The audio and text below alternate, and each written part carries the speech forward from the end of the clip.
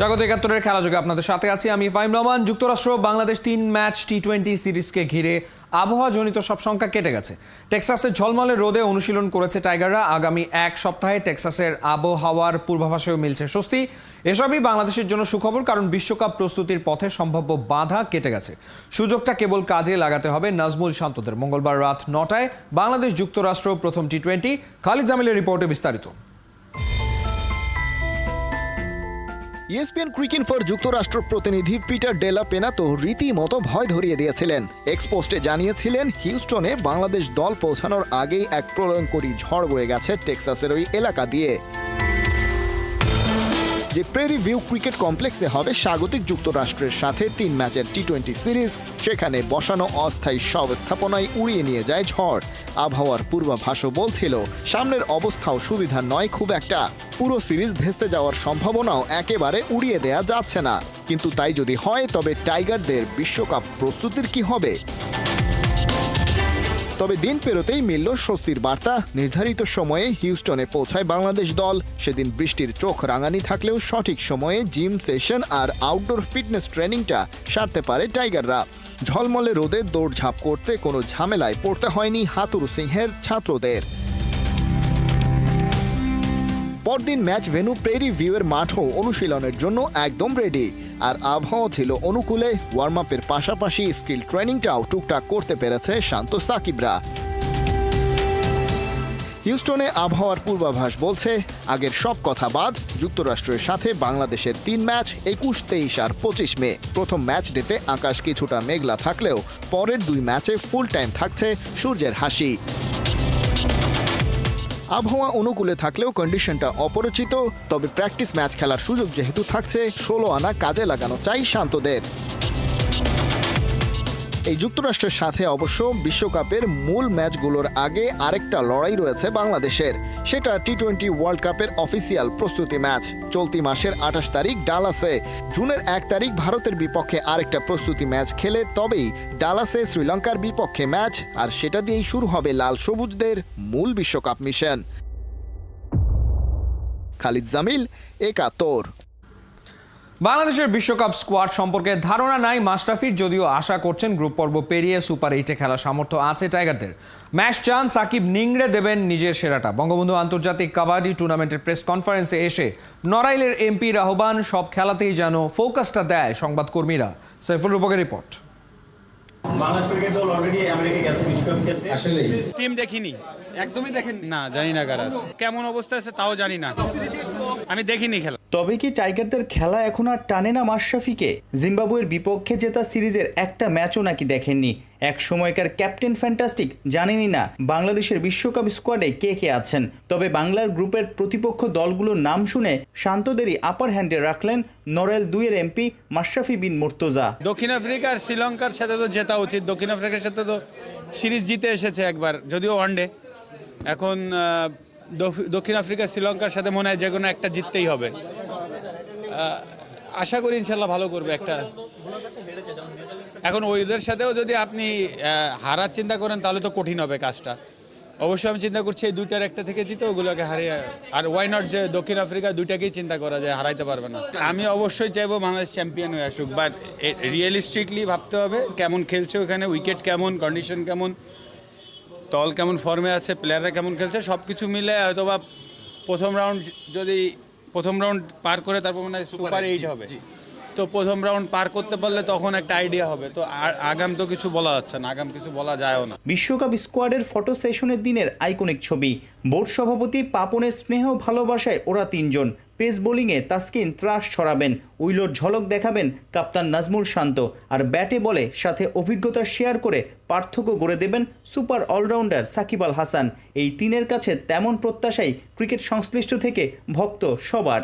সাকিব সবগুলো টি-20 বিশ্বকাপ খেলেছে, সাকিবকে নিয়ে কি বলবেন? এবং রিয়াদ একটা মতো আলাদা করে তো বলার কিছু নাই, সবসময় বেস্ট পারফরমেন্স সবাই আশা করবো কাছ থেকে এটাই। গত 6 মাসে যেভাবে নতুন করে নিজেকে নতুন করে রিয়াদ এরকমই খেলতো। টি-20 বিশ্বকাপে বাংলাদেশের সম্ভাবনা নিয়ে খুব একটা বেশি কথা বলতে আগ্রহ দেখাননি মাশরাফি, কারণ তিনি উপস্থিত ছিলেন বঙ্গবন্ধু আন্তর্জাতিক কাবাডি টুর্নামেন্টের প্রেস কনফারেন্সে।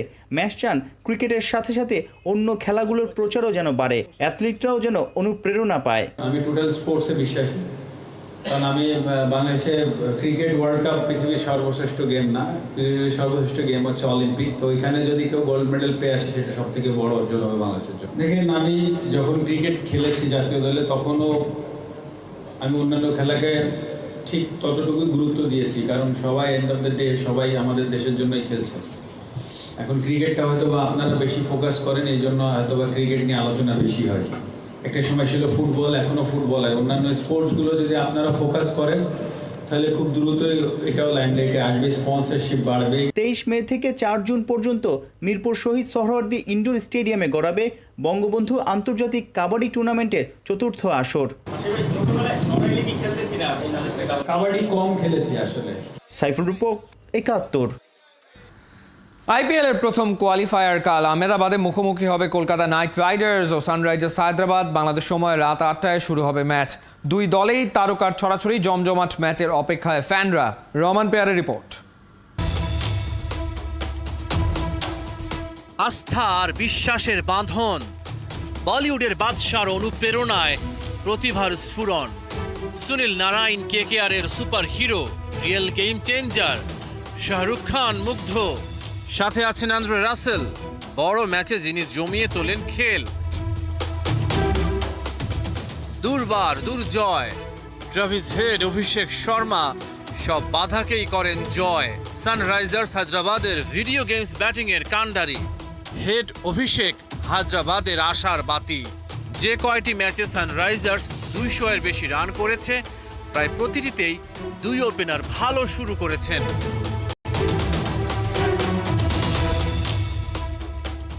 মঙ্গলবার আইপিএল এর প্রথম কোয়ালিফায়ার। মাঠে নামবে সানরাইজার্স হায়দ্রাবাদ আর কেকেআর। গ্রুপ পর্বের ঊর্ধ্বশ্বাস ম্যাচে 4 রানের জয় তুলে নিয়েছিল কলকাতা।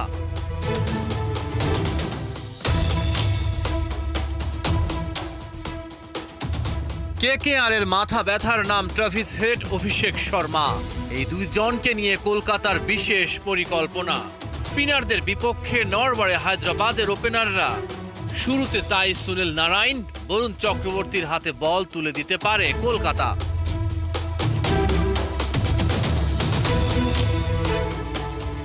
পাওয়ার প্লেতেই তৈরি হয়ে যেতে পারে ব্যবধান। কেকেআর হায়দ্রাবাদ দুই দলই ব্যাটিং পাওয়ার প্লেতে দ্রুত গতিতে তোলে run.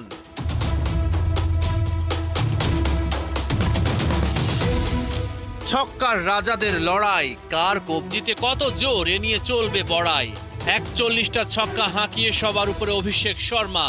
Sunil Narayan over boundary মেরেছেন 32টা। ট্রাভিস হেডের ঝুলিতে 31টা। হায়দ্রাবাদের পেস ব্যাটারি যথেষ্ট শক্তিশালী।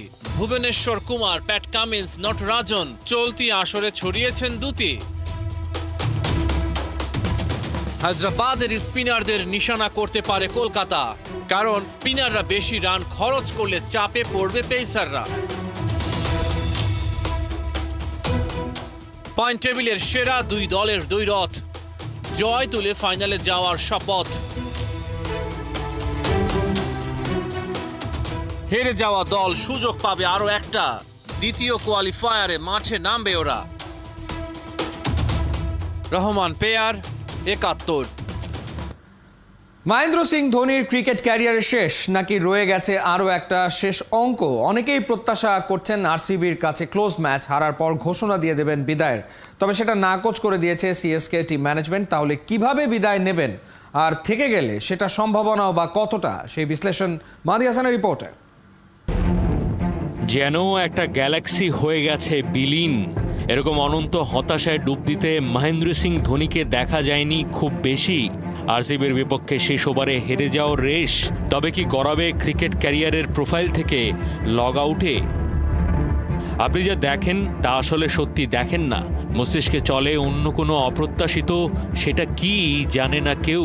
মানুষটা মহেন্দ্র সিং ধোনি মানেই সারা বছর ধরে পড়াশোনা করার পরও চূড়ান্ত উত্তর মেলাতে না পারার ধাঁধা। আর তার মনের ঘরের ওই রহস্যের জায়গাটাই হয়তো তাকে বানিয়েছে এত সফল, কাঙ্ক্ষিত, জনপ্রিয়। এমএসডি 42 বছর বয়সে ক্যারিয়ারের ইতি টানছেন না এখনই, এমনটা জানাচ্ছে Chennai Super Kings management. Dhoni চেন্নাইয়ের কাউকে বলেনি যে ও অবসর নিতে চলেছে। ও ম্যানেজমেন্টকে বলেছে কয়েক মাস সময় নিতে চায়, বলছেন সিএসকে সিইও কাশী বিশ্বনাথ। 42 বছর বয়সী যে কোনো গড়পড়তা ক্রিকেটারের তুলনায় ফিট। ধোনির মধ্যে এখনও ক্রিকেটের অনেকটাই আছে বাকি, সেটার প্রমাণ এবারের আইপিএল।